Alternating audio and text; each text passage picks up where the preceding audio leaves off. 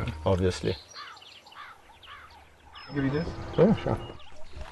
Maggie! Come get it! Maggie! Here she comes.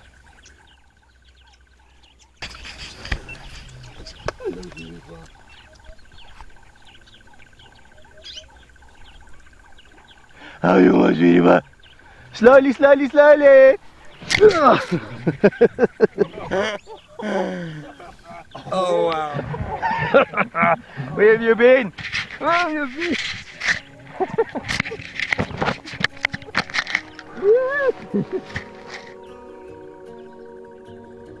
Let's just go back a bit.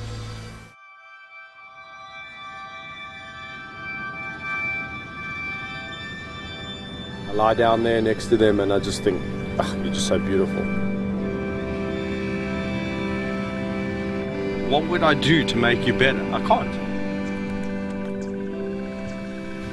As a kid, I could really only remember lions in storybooks. I would always imagine, lions to be wandering the plains of Africa and, exactly where, what you doing? Exactly where they should be. Oh.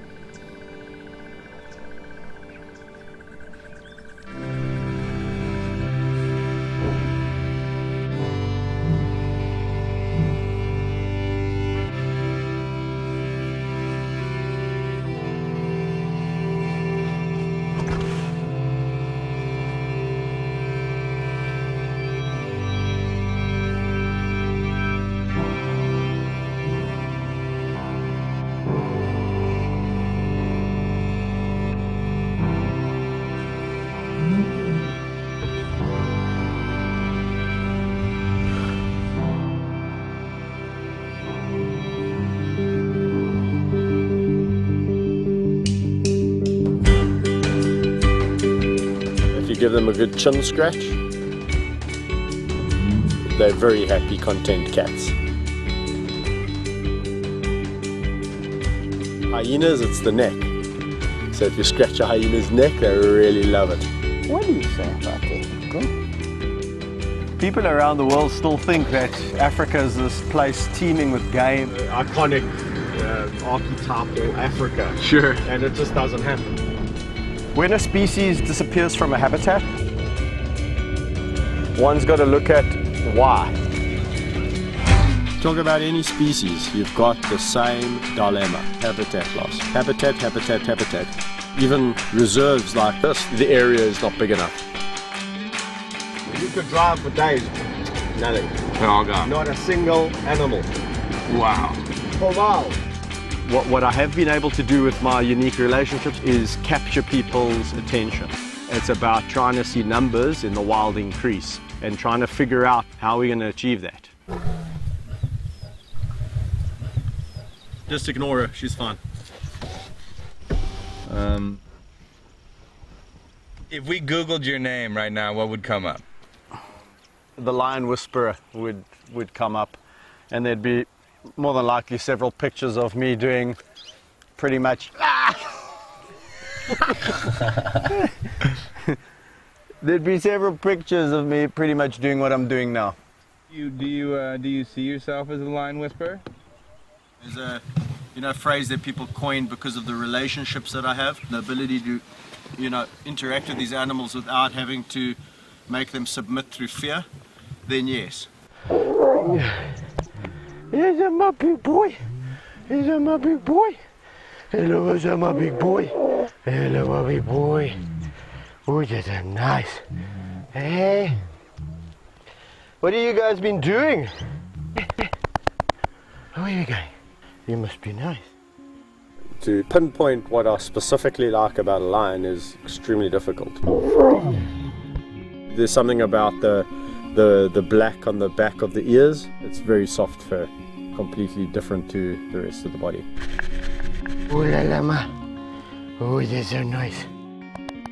Me, where do I fit in the pride? I'm just another member of this group.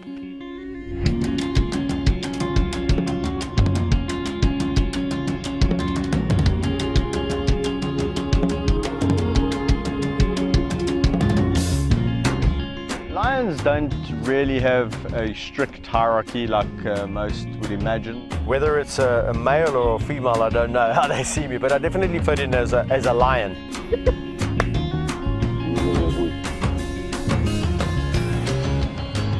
I know each individual quite intensively. That's my job, to get to know each character and to get to bond and relate to certain characters. Obviously, like people, you're going to relate to certain individuals better than others.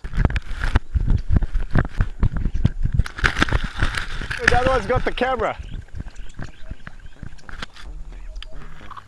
Well, hyenas are really interesting animals because, unlike lions, they do have a strict hierarchy. Completely misunderstood, where everyone thinks that they are just smelly, rotten scoundrels and scavengers. They do not smell, they're not rotten. And the interesting thing really is that the lowest ranking female ranks higher than the highest ranking male, if that makes sense.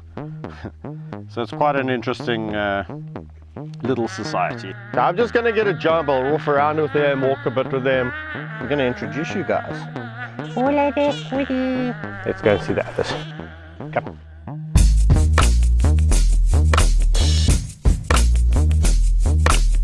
Let's introduce Monty, the human trapped in hyena clothing. He's moved up the rankings now. He's probably the highest ranking male, and he has a lovely personality. This is Woody, and Woody is the second highest ranking female. She's below Gina, the one chomping over there. He won't give me the GoPro back. Gina is the matriarch and is a gorgeous girl, a loving matriarch in the way that she rules this clan.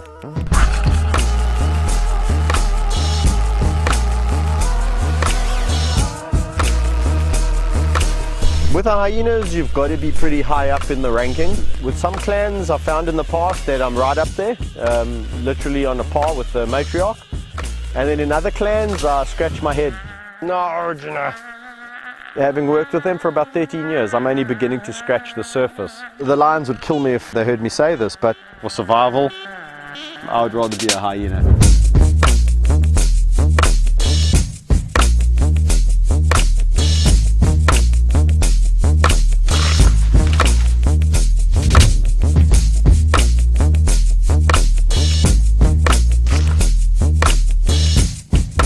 Entertaining and extremely intelligent. So yeah, when I met my first two hyenas, I didn't know what I was getting involved with in the joy that was about to chew your monopod.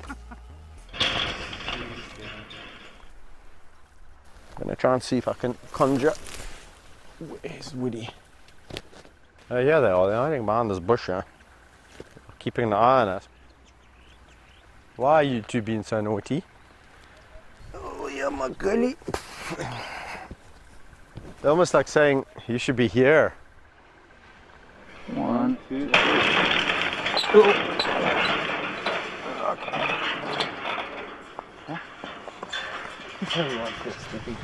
It's really nice. You don't have to back up the car. You just want to go right over this sort of dead plane.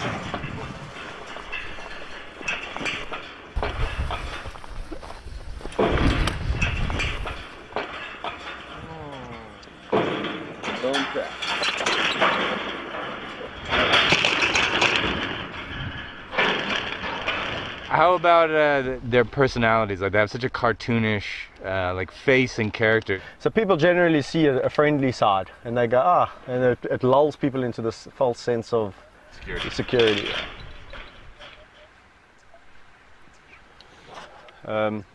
Is the window open there? Yeah. Nope. Okay. What's he doing? Yep, it's on the car. I opened the sun over here. What you doing, boy? Hey, you better quit laughing out there, Kevin. Oh man, here we go. He smells your fear, man. Okay. He broke it. It's okay. So you can try to pull it out. Are you still chasing us? I don't think so. We don't really have many places to go. He's running now. No, go. Stay on this. Talk to Kevin. Yes, we're fine. Speed up. Okay, well, I Just go. Oh, Don't get him stuck, for Christ's sake. there's a huge puddle here. Go. Okay, I'm out of here. we're gone.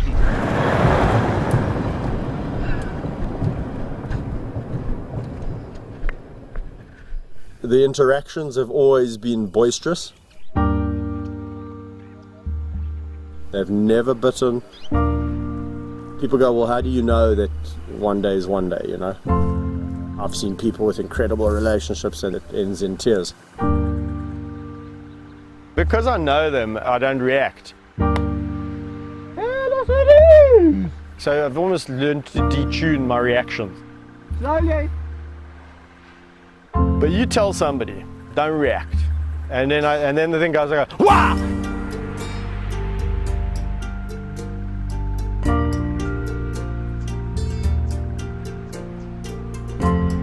Meg and Amy, since the day, you know, literally they opened their eyes, they were jumping on me.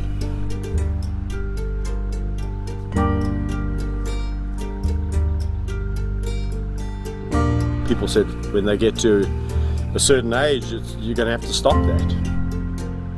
You know, they just got bigger and bigger and bigger.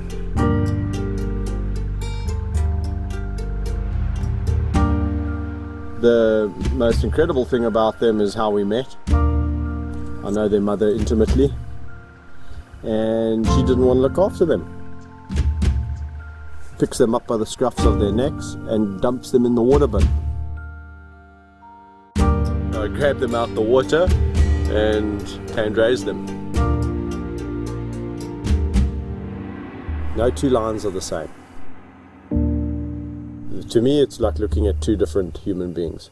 Meg is more outgoing, and Amy is a little bit more dependent on Meg. They are a fantastic duo, and yeah, they've lived a really incredible life. They've seen more places than most wild lions would ever dream about seeing. You have one son, right? I do. And you're expecting another child? I am. Son or daughter? A daughter. For my kids, what I really hope the legacy will be is that they have something to go into pertaining to the wild. As a whole, lions are not doing well. They've declined down to miserable numbers. I'm trying my damnedest to create awareness. People see me interacting with the lions, and I think they start to think, well, gee, imagine Africa without lion.